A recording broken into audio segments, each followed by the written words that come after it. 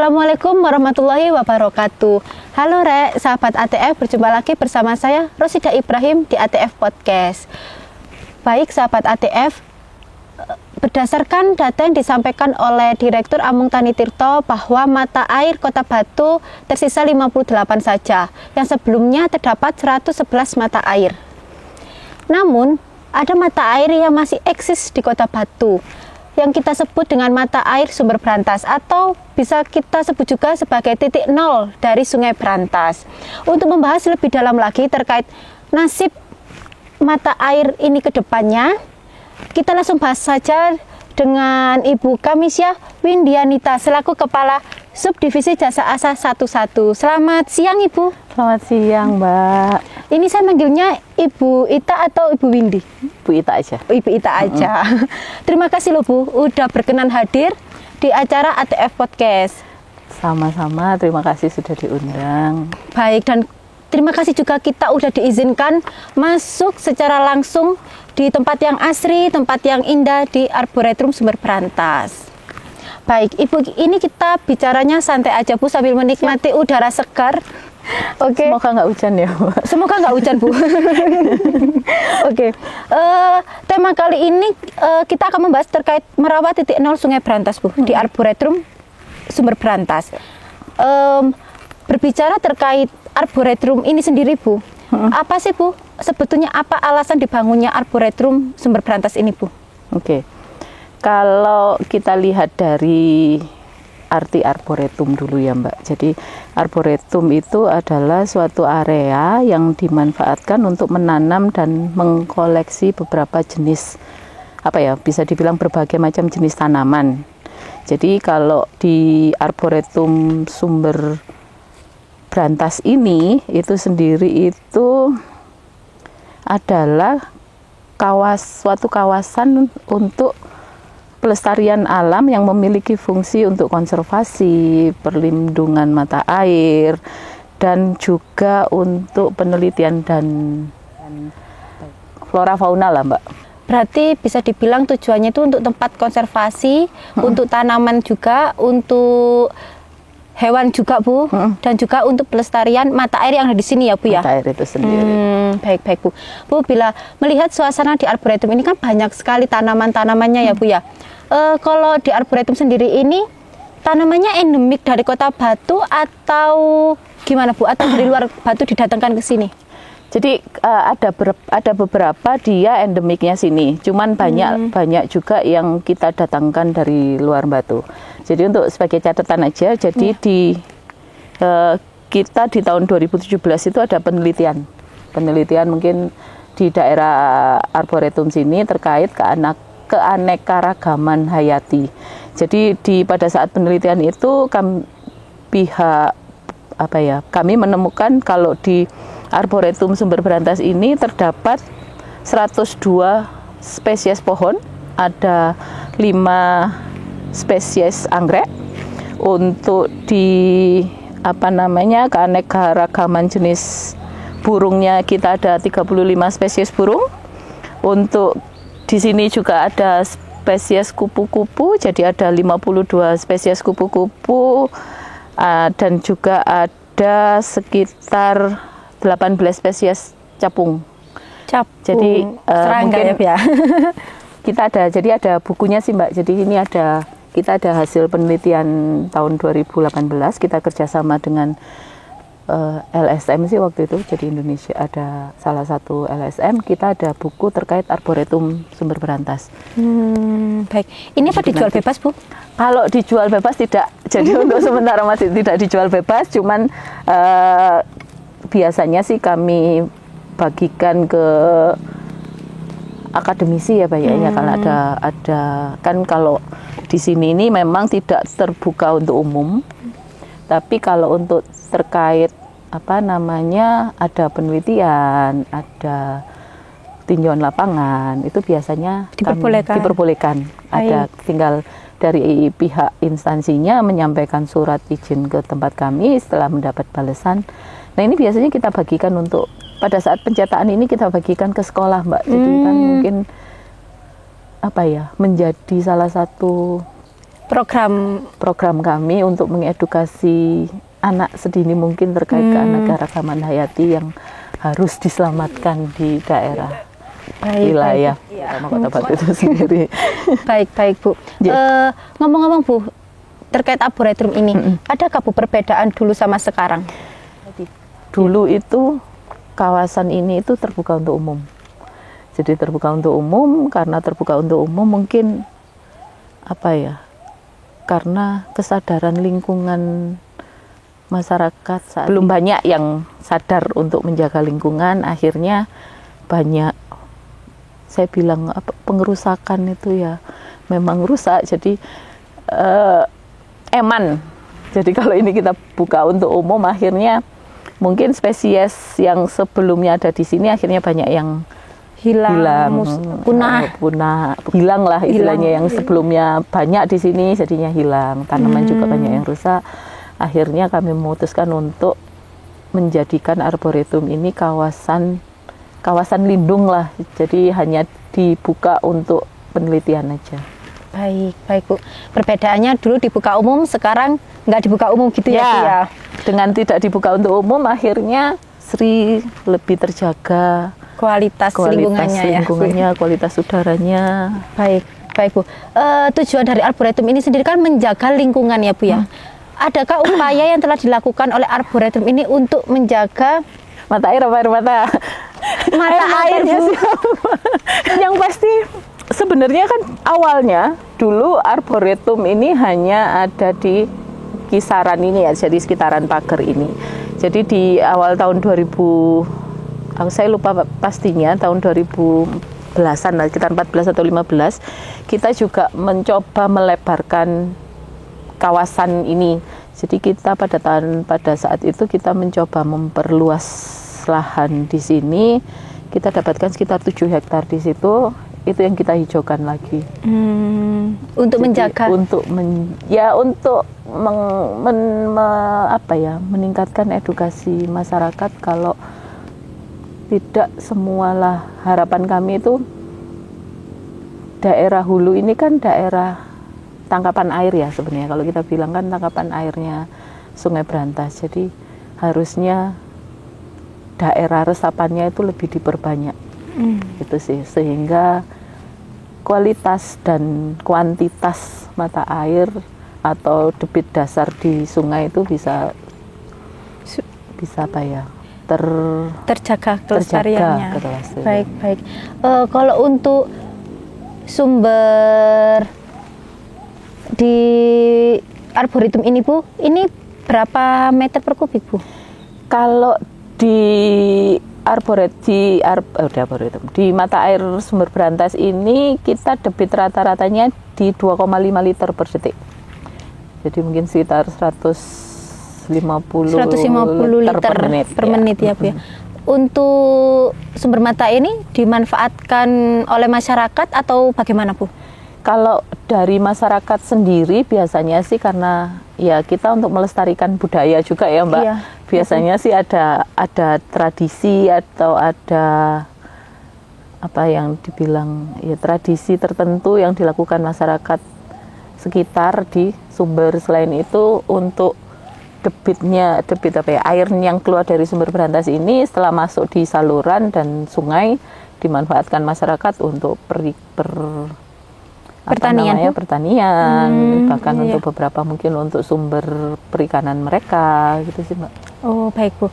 Bu, berbicara terkait pertanian nih Bu, di daerah Sumber Brantas sendiri ini kan banyak lahan terbuka untuk pertanian. Nah, ini adakah dampak dibukanya lahan untuk tanaman-tanaman musiman kepada sumber mata air ini Bu? Kalau mungkin untuk mata air Sumber Brantas sendiri nggak banyak berpengaruh karena mungkin debitnya sih rata-rata relatif masih konstan sekitar 2,5 liter per detik tadi. Cuman kalau untuk ketersediaan atau ketersediaan mata air yang lain itu mungkin akan sangat berpengaruh karena dengan banyaknya lahan terbuka otomatis air hujan yang meresap ke tanah itu akan semakin sedikit. Otomatis karena yang meresap semakin sedikit biasanya akan berpengaruh terhadap debit mata air di sekitarnya. Selain itu juga apabila air hujan ini tidak diresapkan, biasanya akan menjadi limpasan permukaan. Limpasan permukaan otomatis akan akan lebih sering terjadi seperti banjir, ya kayak banjir ya. gitu. Mungkin sebenarnya bukan banjir ya, kayak flash flood ya. Kalau kita bilang flash flood ini debit banjir sesaat. Jadi setelah hujan terus dia debit langsung besar tapi langsung hilang gitu kan. Iya, jadinya air itu dia langsung otomatis dia langsung masuk ke sungai dan dia nggak ada resapan ke dalam tanah sehingga mungkin efek jangka panjangnya bukan debit ya kan, kalau kami bilang sih base flow ya, debit dasar sungai itu dia akan semakin kecil sehingga ketersediaan air di musim kemarau itu juga akan semakin sedikit. Iya. Dampak lain mungkin nggak hanya dirasakan oleh mata air ya Mbak. Jadi di Sungai Brantas ini kan kami dari Perum Jasa Tirta selaku pengelola sumber daya air juga mengelola beberapa bendungan. Jadi dengan adanya lahan terbuka, otomatis hujan yang turun akan membawa butiran sedimen, butiran tanah sebenarnya, butiran tanah yang dia akan masuk ke sungai akan terbawa ke waduk. Itu juga salah satu hal yang sebenarnya masalah yang cukup besar di waduk. Karena mungkin sebagai contoh aja ya, waduk Sengguruh sebagai waduk yang paling hulu di sistem Sungai Brantas. Dia kapasitas tampungan awal pada saat dia dibangun di tahun 1989 itu 21,5 juta meter kubik. 21,5 juta kubik. Pada saat ini kapasitas tampungannya kurang dari 1 juta. Jadi sudah 20,5 juta itu yang sudah terisi sedimen. Belum lagi di hilirnya. Di hilirnya kita ada Bendungan Sutami. Bendungan Sutami diresmikan tahun 72 dengan kapasitas 340 juta meter kubik. Saat ini cuman tinggal sekitar 180 juta meter kubik. Jadi hampir separuhnya sudah terisi sedimen.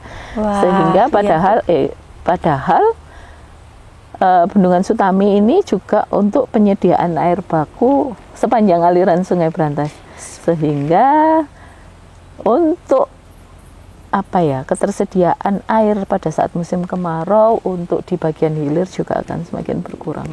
Baik, berarti dapat diambil kesimpulan bahwa Arboretum ini memiliki banyak kontribusi ya Bu ya? Iya, sebenarnya bukan arboretum sebenarnya, kota batu. Jadi karena mau nggak mau kita tidak bisa menutup mata ya, kota batu ini adalah sumber airnya aliran Sungai Brantas. Titik nolnya ada di Arboretum, cuman kan ya seperti disampaikan Mbaknya tadi kan, iya, ada 110 sungai ya, atau 10 mata air. 111 Ibu. 111 mata air dan tinggal separuhnya. Iya. Otomatis ya itu tadi, ketersediaan air bukan hanya penduduk Batu sendiri, cuman penduduk di bawahnya itu akan merasakan dampaknya juga ya Bu ya. Baik Bu. Kita berbincang lagi terkait merawat titik nol ini ya Bu ya. Arboretum dibangun untuk tujuan konservasi dan juga pelestarian titik nol Sungai Brantas. Nah, apakah tempat konservasi ini udah dikatakan ideal Bu? Kami sendiri belum ada sih Mbak studi terkait berapa sih luasan ideal lahan konservasi untuk keseluruhan DAS ya Mbak. Cuman kami sudah berusaha sesuai kemampuan kami sehingga kawasan ini bisa tetap terjaga. Mungkin sedikit demi sedikit kita cobalah, seperti tadi saya sampaikan, kita membebaskan lahan di sekitar mungkin yang masih bisa dibebaskan ya kembali lagi sesuai kemampuan juga ya Mbak, sesuai kemampuan untuk mengkonservasi daerah hulunya Sungai Berantas. Nah, selain itu juga sebenarnya untuk konservasi kami juga bekerja sama dengan instansi terkait seperti DLH, Perhutani atau Dinas Kehutanan, dengan Pemkot Batu sendiri, TNI Polri. Jadi kita bekerja sama untuk menanam pohon. Menanam pohon karena wilayah kami juga terbatas. Tanah yang kami miliki juga terbatas, jadi kami menyediakan bibit dan biaya untuk biaya penanaman, biaya pemeliharaan untuk instansi atau pihak lain yang mau bekerja sama dengan kami. Yaitu tadi kembali untuk merawat ini, ya. das secara keseluruhan. Jadi selain konservasi istilahnya penanganan vegetasi, kami juga kerjasama dengan Poktan, dengan kehutanan juga membuat semacam kayak cek dam, seperti itu. Ya, kaliplak, dam penahan atau rapes. Jadi untuk menahan sedimen itu supaya tidak langsung ke waduk gitu ya Bu ya, turun ke sungai. Baik Bu. Sebetulnya kami dari Among Tani Foundation itu juga punya program Bu. Kita punya program Satu Nama Satu Pohon yang mungkin next kita bisa join ya Bu ya, kolaborasi terkait penanaman pohon di Kota Batu. Yes, siap. Mungkin next programnya Bu ya. Next program kalau misalnya memang ada program yang bisa kami bantu, bisa untuk pelestarian das, kami sangat terbuka. Baik Bu. Oke Bu, lanjut. Bila melihat arboretum ini ada sumber mata air, ini kan digunakan oleh masyarakat. Nah, bagaimana Bu dari pihak Jasa Tirta sendiri itu terkait programnya untuk untuk masyarakat sekitar sini? Kalau untuk masyarakat sekitar sini sih, yaitu tadi Pak, kita kerjasama untuk penghijauan. Jadi kerjasama konservasi. Mungkin daerah Poktan sini mau menanam,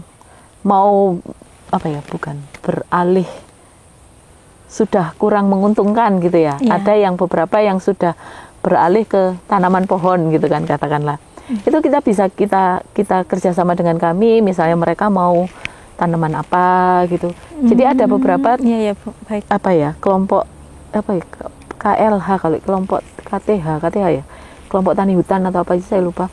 Jadi mereka sudah mulai beralih ke tanaman pohon. Jadi mereka mintanya mungkin kayak pohon kesemek, jadi pohon durian, pohon alpukat itu untuk ditanam di lahan mereka. Itu kami bisa menyediakan bibitnya. Tapi itu tadi kita kerjasama dengan kita nggak bisa kerjasama dengan perorangan. Jadi mungkin Poktan harus instansi gitu ya Bu ya. Ya, kelompok, paling nggak ada kelompok tani resminya gitu lah Mbak. Karena kan kami juga harapan kami itu kami tidak hanya menanam. Jadi kita bisa mantau gimana sih tingkat hidupnya. Jadi dari misalnya katakanlah 1.000 pohon yang kita tanam, berapa sih yang masih hidup, berapa yang sudah tidak berapa yang perlu, misalnya ternyata dari 1.000 pohon yang ditanam sekarang 6 bulan kemudian tinggal 750 lah katakanlah ya. Nah, jadi kita bisa mereka mengajukan Bu, ternyata ini ada 250 yang mati, yang tidak bisa hidup. Itu nanti akan kami serahkan kami beri kembali tanaman pohon. Tapi kami harus kami harus memastikan bahwa itu berlanjut, jadi bukan hanya sekali terus jadi mungkin emang benar-benar pohon yang kami itu dipelihara. Dan tujuannya memang untuk melestarikan mata air ya Bu ya. Air dan meningkatkan juga ya Bu ya. Taraf hidup masyarakat sebenarnya. Dengan begitu kan yang sebelumnya mungkin tanaman produksi semusim gitu kan. Jadi bisa lebih, mungkin penghasilan saya kurang tahu ya, saya nggak pernah terjun langsung. Jadi mungkin bisa meningkatkan taraf hidup mereka. Baik Bu. Itu tadi itu kontribusinya terhadap masyarakat. Arboretum ke masyarakat ya Bu ya. Bukan Baik. arboretum, PJT. PJT, mohon maaf PJT. Kalau arboretum sendiri kontribusinya hanya mata airnya itu. Mata air itu tadi ya. Baik Bu. Iya. Oke, dulu Sama kita Iya. juga ada penyuluhan sih Mbak. Jadi kita aja setiap tahun itu kita ada penyuluhan. Ya sama-sama apa ya?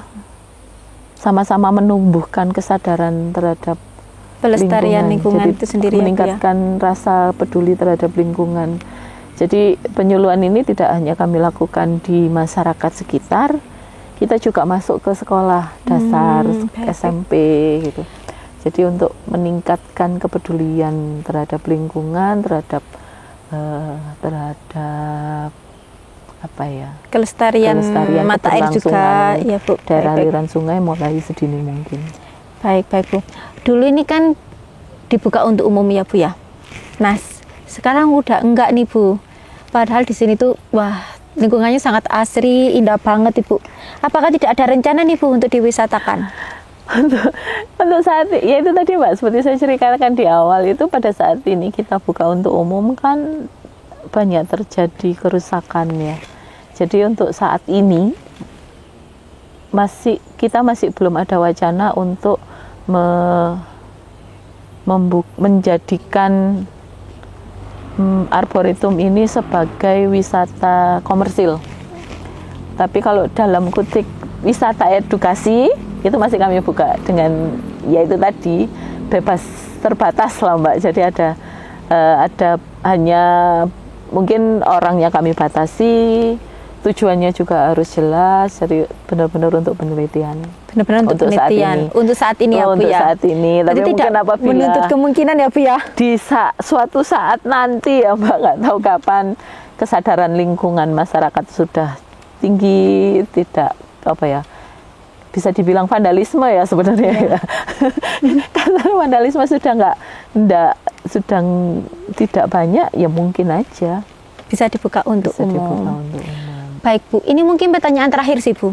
Arboretum ini ada sumber mata air, dan sumber mata air ini gunanya kan untuk masyarakat luas ya Bu ya. Bila tidak dijaga oleh semua stakeholder, pasti akan hilang sumber mata air ini dan berdampak juga kepada kehidupan kita, karena kita hidup itu kan butuh air. Nah, adakah Bu pesan-pesan untuk masyarakat luas, bahkan juga untuk pemerintah juga terkait sumber mata air di arboretum ini? Pesan dan kesan ya. Ya Bu. Oh ya, mungkin saya lupa cerita ya Mbak. Yang sebenarnya kalau untuk kita bahas titik nol mata air, titik nolnya Kali Brantas, Sungai Brantas maksudnya. Sebenarnya kita mungkin Mbaknya tahu Saber Pungli ya, karena orang Batu ya. Iya Bu. Siapa sih yang orang Batu yang nggak kenal Saber Pungli gitu kan. Jadi setelah kita kolaborasi dengan Saber Pungli dan BBWS Brantas tahun kemarin, itu kami kan waktu itu kita ada kegiatan susur sungai, terus untuk akhir tahun 2022 sampai dengan saat ini kita juga susur mata air. Jadi susur mata air ini untuk apa ya, menyamakan data, karena mungkin data dari PJT kita ngomongnya mungkin sekitar ada sekian mata air, dari DLH ada sekian mata air, dari Pemkot ada sekian mata air. Ini kita ada kayak susur mata air bareng, sehingga kita kedepannya harapannya kita memiliki kita semua, jadi seluruh instansi baik LSM, PJT, BBWS atau mungkin Pemkot Batu mempunyai persamaan visi, persamaan misi untuk menyelamatkan mata air di Kota Batu. Karena ya mungkin kalau kita sering baca quote ya, jangan wariskan mata air ke anak cucu, jangan wariskan air mata ke anak cucu kita, tapi wariskan mata air untuk mereka. Gitu. Ya, mungkin keren itu, sekali quotes-nya Bu. Kalau pesan-pesan disampaikan kepada pemerintah Batu khususnya Bu, pihak DLH. Jadi kalau kalau kelestarian mata air, keberlangsungan daerah aliran sungai itu tidak bisa dilakukan oleh satu instansi saja, tapi itu adalah, kalau saya pinjem istilahnya saber pungli ya, kesadaran terlibat dari seluruh instansi. Jadi ya, mari kita duduk bareng, diskusi bareng, menyamakan visi, menyamakan misi, sehingga daerah aliran Sungai Brantas itu bisa lebih bermanfaat untuk kita semua, sehingga kita bisa meminimalisir bencana di Kota Batu khususnya atau di sepanjang aliran Das Brantas secara umum. Jadi kita memang harus duduk bareng, diskusi bareng, menentukan siapa yang harus berbuat apa, sehingga bisa lebih terarah dan bisa mendapatkan hasil yang maksimal. Baik gitu ya. Baik Bu. Baik sahabat ATF, itu tadi pembicaraan kita bersama Ibu Ita selaku Kepala Subdivisi Jasa Asa 11. Dari adanya pembicaraan ini tadi, harapannya semoga kita semua bisa terus menjaga kelestarian lingkungan di Kota Batu.